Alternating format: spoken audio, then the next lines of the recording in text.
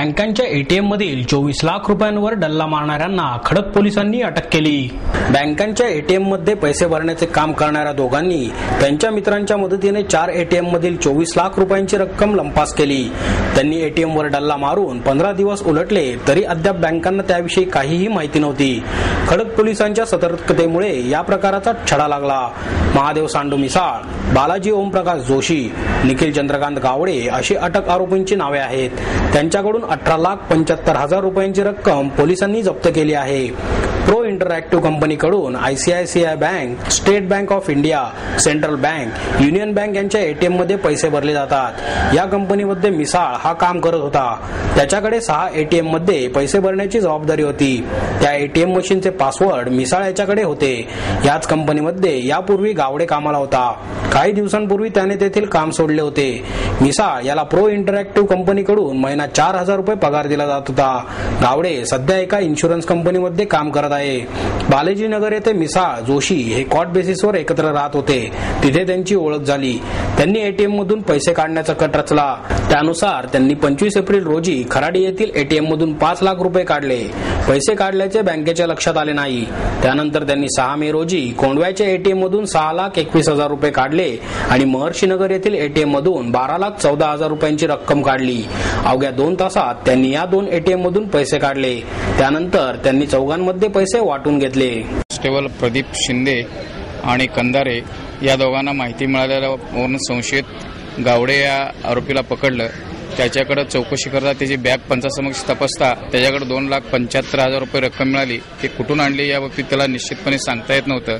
अधिक चौकशी करता त्याने त्याच्या अन्य 4 साथीदारासह एटीएम, येरोड्यातला एक एटीएम, कोंडवायातला एक एटीएम आणि सातारा रोडचा एक एटीएम असा आयसीआयसीआय बँकेच्या एटीएम मधून खोलून चौघांनी 23,21,000 रुपये रक्कम चौघांनी संगनमितानं चोरून नेल्याचे समजले आणि ती रक्कम त्याने आपापसात वाटून 5,76,000 रुपये प्रत्येकाशी वाटून घेऊन त्याचा वापर करत होते आणि त्यातली तो रक्कम आहे असे समजल्याने ताबडतोब आम्ही पोलीस स्टेशनच्या स्टाफनी इतर 2 आरोपी यांना पुणे शहरात तपास करून ताब्यात घेतले।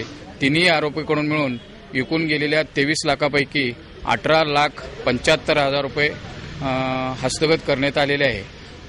तिन्ही आरोपीवर Swargate police station, Kondhwa police station आणि येरोडा पोलीस स्टेशनला एटीएम मधून पैसे चोरून नेण्याबाबत गुन्हे दाखल झालेले आहेत। माणिकडोह निवारण केंद्रात उपचारासाठी आणलेल्या चंचला हत्तीणीला अखेर मृत्यूने गाठले। उपचार सुरू असतानाच सकाळी 6 वाजता तिने अखेरचा श्वास घेतला। गँग्रीनमुळे पायाला मोठ्या प्रमाणात जंतू संसर्ग झाल्यामुळे तिचा मृत्यू झाल्याचा प्राथमिक अंदाज वैद्यकीय पथकाने व्यक्त केला। वन कायद्याप्रमाणे हत्ती हा प्राणी शेड्यूल 1 मध्ये मोडत असल्याने शवविच्छेदानंतर सायंकाळी उशिरा राजपत्रित अधिकाऱ्यांच्या उपस्थितीत बिबट्या निवारण केंद्राच्या आवारातच चंचलाचे दफन करण्यात आले। निगडीतील दुर्गा जवळील ओढ्यात तोल जाऊन पडलेल्या चंचलाला उपचारासाठी माणिकडोह बिबट्या निवारा केंद्रात दाखल करण्यात आले होते। ट्रकमधून केंद्रात आणलेल्या 4 ते 5 टन वजन असलेल्या हत्तीणीला उचलण्यासाठी अवसरीतून 10 टन क्षमतेची क्रेन मागवण्यात आली होती। केंद्रातील कर्मचाऱ्यांनी केंद्रात गवताचे अंथरूण तयार करून उपचाराची व्यवस्था केली होती। जुन्नर वन विभागाचे मुख्य वन संरक्षक अजित भोसले, वनक्षेत्रपाल जालिंदर जाधव, संघटक वन संरक्षक HS गावडे, निवारा केंद्राचे डॉक्टर अजय देशमुख यांच्या देखरेखीखाली हत्तीणीवर उपचार सुरू करण्यात आले। पायाची गँग्रीनची जखम तसेच त्वचेवरील जखमांची स्वच्छता, औषधोपचार करण्यात आले। या दरम्यान हत्तीणीने थोडासा पाला खाल्ला आणि पाणी पिले। उपचार सुरू असताना सकाळी 6 वाजता तिचा मृत्यू झाला। कृषी मंत्री शरद पवार यांनी दुष्काळाचे खापर राज्यपालांवर फोडण्यापेक्षा आत्मचिंतन करावे अशी टीका भाजपचे प्रदेशाध्यक्ष सुधीर मुनगंटीवार यांनी केली। पश्चिम महाराष्ट्रातील दुष्काळी तालुक्याच्या प्रतिनिधींची बैठक पुण्यात पार पडली। त्यानंतर सुधीर मुनगंटीवार पत्रकार परिषदेत बोलत होते। शहराध्यक्ष प्राध्यापक विकास मटकरी, प्रवक्ते माधव भंडारी यावेळी उपस्थित होते। मुनगंटीवार म्हणाले, राज्यातील दुष्काळ स्थिती दूर करण्यासाठी केंद्र सरकारकडे किती निधी मागावा यातही एक वाक्यता नाही। मंत्रिमंडळ मंत्रिमंडळातील मंत्री 2900 कोटी तर मुख्यमंत्री 2700 कोटी रुपये मागत आहेत। दुष्काळावर चर्चा करण्यासाठी दिल्लीला गेलेल्या शिष्टमंडळावर पंतप्रधानांचा विश्वास नसल्याने त्यांनी राज्याला मदत केलेली नाही। त्यामुळे राज्य सरकारची पत घसरली असल्याचे स्पष्ट होते। मात्र राज्याला निधीची आवश्यकता असून केंद्राने सावत्रपणाची वागणूक न देता निधी उपलब्ध करून दिला पाहिजे। शिवसेना भाजप युतीच्या काळात कृष्णा खोऱ्यातील पाणी अडवण्यासाठी अनेक प्रकल्प राबवले। मात्र त्यानंतर राष्ट्रवादीच्या नेत्यांनी स्वतःची घरे भरून घेण्यासाठी या सिंचन क्षेत्राचा वापर केला। कृषी मंत्री शरद पवार हे राज्यातील दुष्काळाला राज्यपालांना जबाबदार धरत आहेत। मात्र गेल्या अनेक वर्षांपासून सत्ताधारी असूनही सिंचनाचा प्रश्न सुटला नाही, म्हणून त्यासाठी राज्यपालांना जबाबदार धरण्याऐवजी शरद पवार यांनी आत्मचिंतन करावे अशी टीका मुनगंटीवार यांनी केली। साखर कारखान्यांच्या माध्यमातून शेतकऱ्यांना चारा उपलब्ध करून दिला जात आहे। मात्र सत्ताधाऱ्यांच्या ताब्यातील कारखान्यांमधून खालच्या दर्जाचा चारा शेतकऱ्यांना दिला जात असून त्यामधून ते नफा मिळवत आहेत।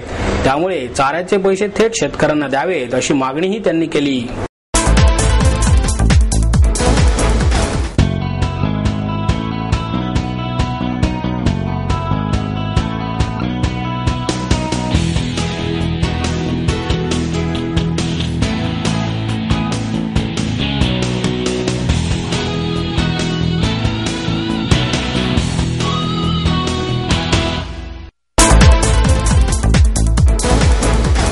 माजी पोलीस निरीक्षक भाऊसाहेब आंधळकर यांची कोर्टाने जामिनावर सुटका केली।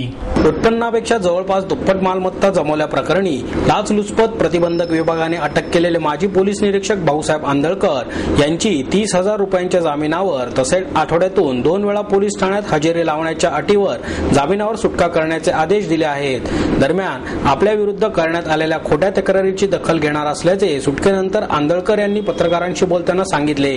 तसेच राज्याचे गृहमंत्री आर पाटील यांच्या कार्यावर आपला विश्वास असून आपण कोणतीही बेकायदेशीर मालमत्ता जमा केली नसल्याचेही आंधळकर यांनी नमूद केले आहे।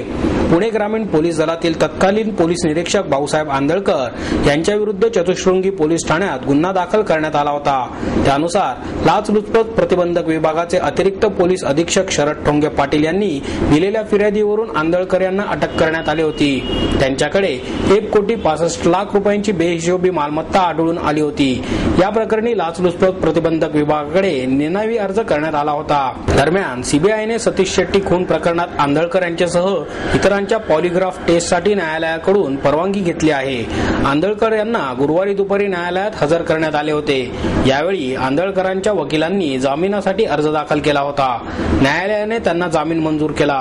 या जामिनानंतर पत्रकारांशी बोलताना ते म्हणाले, आपल्या वडिलोपार्जित आणि कर्जाच्या रकमेचा उल्लेख लाचलुचपत प्रतिबंधक विभागाने घेतला नाही। न्याय प्रक्रियेवर आपला पूर्ण विश्वास आहे, त्यामुळे तपास यंत्रणेला सहकार्य करण्याची आपली तयारी आहे, असेही ते म्हणाले। पुणे महापालिकेच्या आयुक्तांनी स्वीकृत नगरसेवकांच्या नियुक्तीची घोषणा केली। महापालिकेच्या स्वीकृत सदस्यपदी राष्ट्रवादी काँग्रेसचे अप्पा रेणुसे, रवींद्र माळवतकर, मनसेचे बाळा शेडगे, भाजपचे प्राध्यापक विकास मटकरी आणि काँग्रेसचे संजय बालगुडे यांच्या नावांची महापालिका आयुक्तांनी विशेष सर्वसाधारण सभेत घोषणा केली। या घोषणेनंतर सर्वपक्षीय सदस्यांनी नवनिर्वाचित स्वीकृत सदस्यांचे बाके वाजवून आणि पेढे भरून स्वागत केले। स्वीकृत सदस्यांची राजपत्रात नोंद झाल्यानंतर त्यांना प्रत्यक्ष कारभारात सहभाग घेता येईल। साधारणपणे या आठवड्याभरात राजपत्रात ही नोंद करण्यात येईल, असे नगर सचिव विभागाच्या अधिकाऱ्यांनी सांगितले।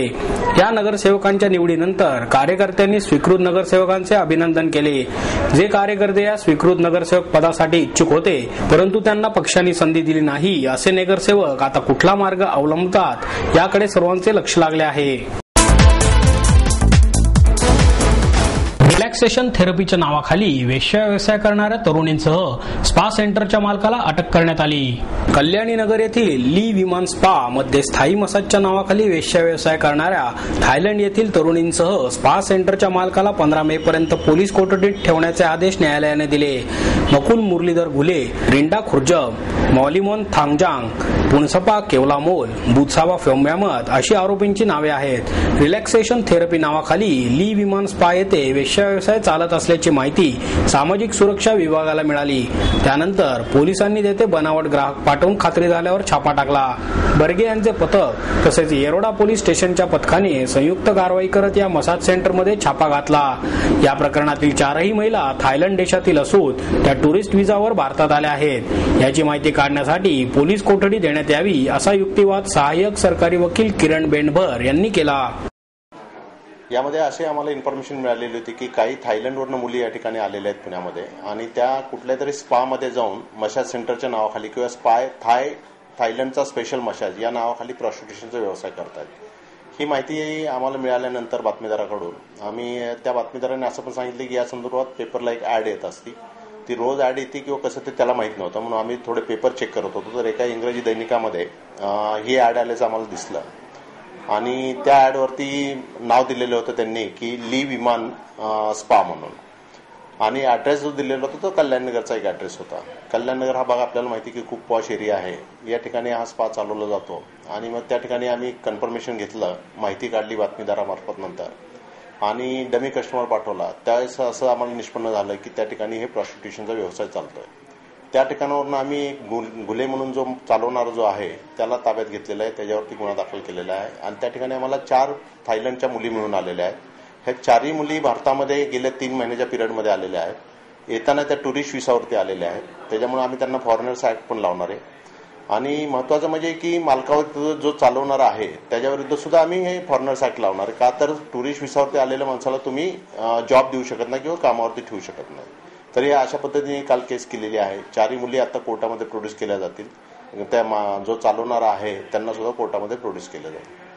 की एक तर आपली पुण्या मुंबईचं डिस्टन्स फार कमी झालेलं आहे की येण्या जाण्याला खूप सुविधा उपलब्ध आहेत, तसंच बाहेरनं जायचं म्हणलं तरी पुण्यामध्ये आज आपण बघायला गेलं तर आपल्याला विमानाची सोयी सुविधा कलकत्त्यावरून विमान आहे, चेन्नईवरून आहे, बँगलोरवरून आहे, तर येण्या जाण्याचं साधन खूप अवेलेबल झालेलं आहे।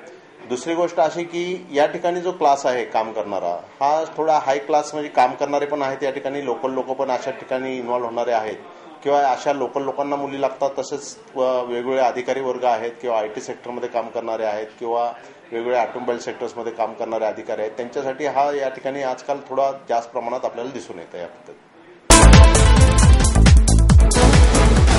आणि याबरोबरच हे बातमीपत्र संपलं। पुन्हा भेटूया उद्या याच वेळी। नमस्कार।